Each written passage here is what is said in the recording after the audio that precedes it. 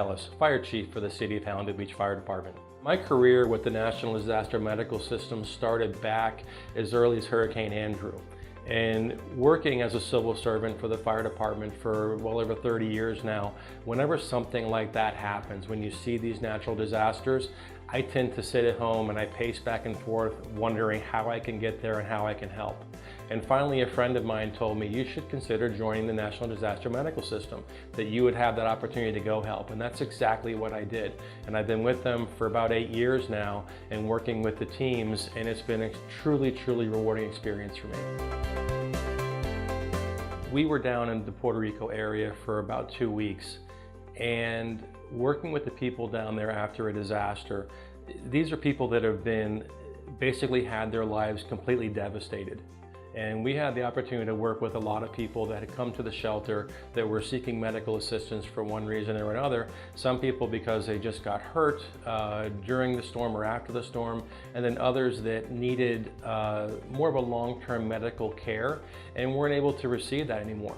When you have a disaster like that, your doctors are no longer going to their offices, the hospitals become overwhelmed, they're not functioning at 100% anymore.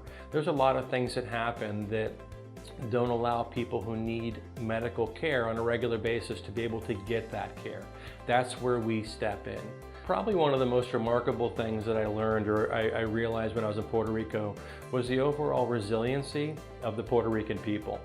When I compare what I saw in Texas, for example, during Hurricane Harvey and what I saw down in Puerto Rico, these people were devastated in Puerto Rico. The damage down there was just, it was so bad. People don't have any electricity down there, and still to this day, still don't have electricity. They were still showing such great resiliency. A good example would be when we were in Texas. The shelter that we were attached to had 11,000 people in that shelter that had all been displaced from different areas of Texas. The shelters that were in the San Juan and Puerto Rico areas were virtually empty. People were staying home and they were living in their houses even though they didn't have a roof, didn't have electricity, didn't have cold or water, sometimes not any water at all, but they just stayed there. And when we would go out and do outreach into those communities, they weren't coming to us begging for things, they were actually offering to make us lunch. They were offering, they were coming out, there were in one town there was a 6-piece band that came out and started playing music for us because we had come there to help them.